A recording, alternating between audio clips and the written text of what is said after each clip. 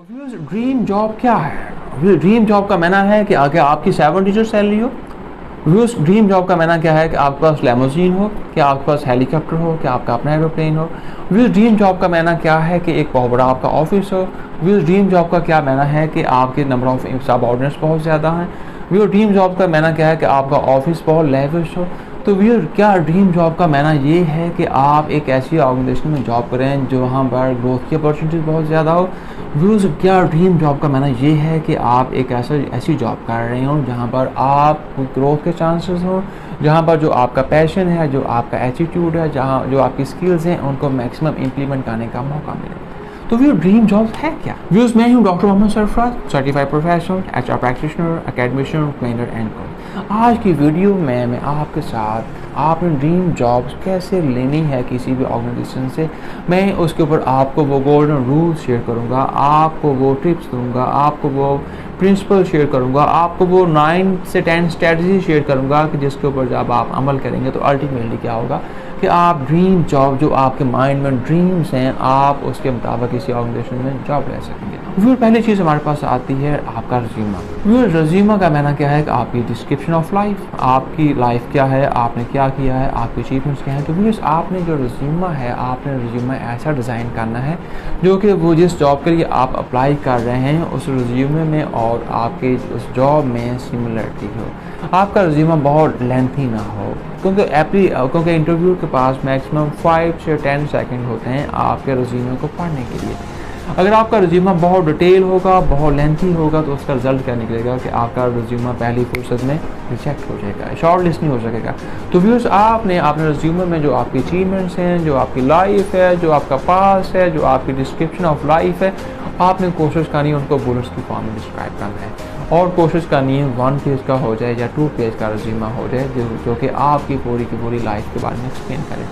अब जो सेकंड आपने क्या काम करना है? सेकंड आपने ये काम करना है कि आप जिस कंपनी में जॉब के लिए अप्लाई कर रहे हैं, जहाँ पर आप समझते हैं आपके ड्रीम फुलफिल होंगे, उस कंपनी के बारे में रिसर्च करें। अब रिसर्च करने का मायना क्या है कि अब आपने उस कंपनी के बारे में रिसर्च करनी है। कहाँ से रिसर्च करनी है? आपने इंटरनेट से करनी है। आपने उस कंपनी का सोशल मीडिया प्लेटफॉर्म, उस कंपनी को लिंक्डइन से, उस कंपनी को यूट्यूब से, उस कंपनी के फाइनेंशियल स्टेटमेंट्स कैसी हैं, उस कंपनी की बैलेंस शीट कैसी है, उस कंपनी का कैश फ्लो स्टेटमेंट कैसा है, वो कंपनी बिजनेस क्या कर रही है, वो कंपनी क्या एक्सपोर्ट करती है, वो कंपनी किस कंट्री के लिए एक्सपोर्ट करती है। आपने व्यूअर्स उस कंपनी के बारे में मैक्सिमम रिसर्च करनी है। जब आप उस कंपनी के बारे में मैक्सिमम रिसर्च करेंगे, अल्टीमेटली क्या होगा कि आपके माइंड में मैक्सिमम इन्फॉर्मेशन आएगी। जब आपके माइंड में मैक्सिमम इन्फॉर्मेशन आएगी, उसका रिजल्ट क्या निकलेगा कि आपके जो ड्रीम्स हैं, जो आप एक ड्रीम जॉब लेना चाहते हैं, वो उसका रिजल्ट बेनिफिट ये होगा कि कम से कम आपके माइंड में ये क्लैरिटी होगी कि मैं जिस ऑर्गेनाइजेशन में जॉब के लिए जा रहा हूँ वो ऑर्गेनाइजेशन है कैसी। कहीं ऐसा ना हो कि आप एक ऐसी स्मॉल स्केल के ऑर्गेनाइजेशन में चले जाएँ, या कि ऐसे बिजनेस में चले जाएँ, या ऐसी इंडस्ट्री में चले जाएँ जिसकी सर्वाइवल बहुत टफ है, जहाँ पर कंपटीशन बहुत ज़्यादा है, जहाँ पर टर्नओवर एम्प्लॉयज़ का बहुत हाई है। तो अल्टीमेटली उसका रिजल्ट क्या निकलेगा कि वहाँ पर आपकी ड्रीम्स जो हैं, जो ड्रीम जॉब जो आप करना चाहते हैं, आप वो नहीं कर पाएंगे। वो तीसरा काम आपने क्या करना है? अब जब किसी ऑर्गेनाइजेशन में जाएँ उससे पहले आपने सेल्फ असेसमेंट करें। अब सेल्फ असेसमेंट के लिए बहुत सारे सिस्टम टूल्स अवेलेबल हैं मार्केट में। अब उसमें टूल्स क्या क्या अवेलेबल हैं? उसमें एक MBTI टूल्स है, MBTI एक पर्सनैलिटी प्रोफाइलिंग टूल्स है। बिग 5 पर्सनैलिटी टेस्ट की भी एक टूल अवेलेबल है। इसी के साथ एक डिस्क टूल अवेलेबल है, ये भी पर्सनैलिटी प्रोफाइलिंग टूल है। इन टूल को यूज़ करते हुए आपको ये पता चल जाता है कि आप हैं क्या, आप बहैसियत इंसान, आपकी पर्सनैलिटी क्या है, आपकी लाइकिंग क्या है, आपकी डिसलाइकिंग क्या है, आप क्या सोचते हो, आप कैसा सोचते हो, कि आप टीम प्लेयर हो, कि आप टीम फॉलोअर्स हो, कि आपके अंदर लीडरशिप स्किल्स हैं, आपके अंदर क्या सॉफ्ट स्किल्स हैं। तो मीन इस किस्म के टूल और इसी के साथ जो लेटेस्ट टूल जो कि इंटरनेशनल मार्केट में इम्प्लीमेंट है, वो that is called colour based communication inventory. In tools के बारे में मैं कमिंग वीडियोज़ में मैं डिस्कस करूँगा। लेकिन आपने इंटरव्यू में जाने से पहले आपने सेल्फ असेसमेंट करनी है कि आप हो क्या, आपकी स्ट्रेंथ क्या है, आपकी वीकनेस क्या है, आपकी कम्पिटेंसी क्या है, आपके पास कोर नॉलेज क्या है, आप हो क्या, आप अपने बारे में कितना अच्छा जानते हो, आप अपने बारे में कितना अच्छा अंडरस्टैंड करते हो। ये व्यू जितना अच्छा आप करके जाएंगे उतना ही रिजल्ट यह निकलेगा कि आपका इंटरव्यू के दरमियान आपकी जो एक्सेप्टेंस है उसकी रेशो बढ़ जाएगी। व्यूज़, अब आपने अगला काम क्या करना है?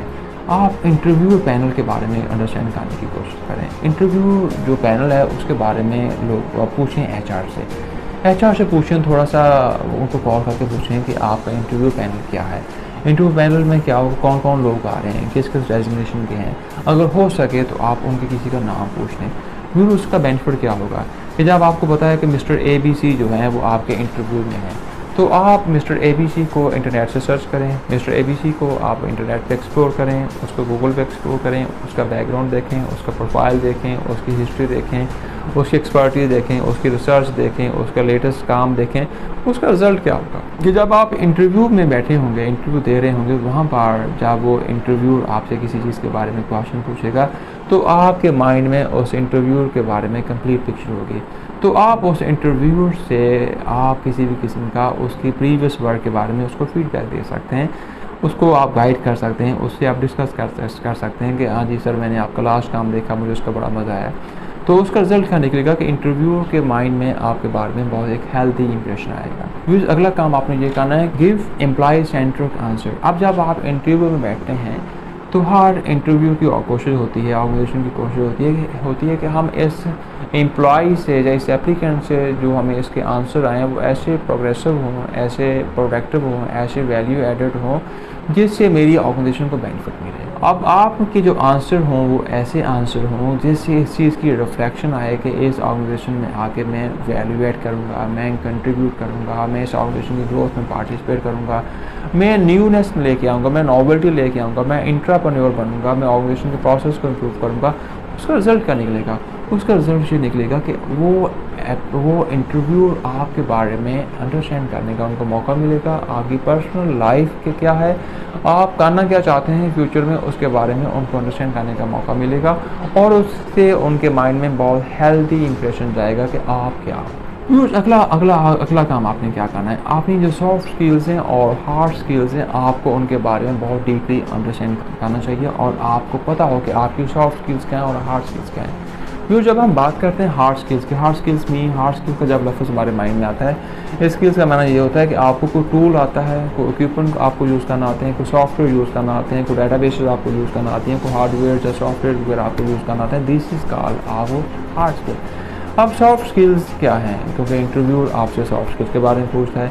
अब सॉफ्ट स्किल्स क्या है, आपके इंटरपर्सनल स्किल्स क्या हैं, आपकी कम्युनिकेशन स्किल्स क्या है, आपका पीपल मैनेजमेंट स्किल्स क्या है, आपकी स्ट्रेस मैनेजमेंट स्किल्स कैसी हैं, आपकी लीडरशिप स्किल्स कैसी हैं, ये सारी की सारी क्या हैं, ये सारी की सारी आपकी सॉफ्ट स्किल्स हैं। तो वहाँ पर आपने अपनी सॉफ्ट स्किल्स को और जो अपनी हार्ड स्किल्स है आपने वो बताना होता है।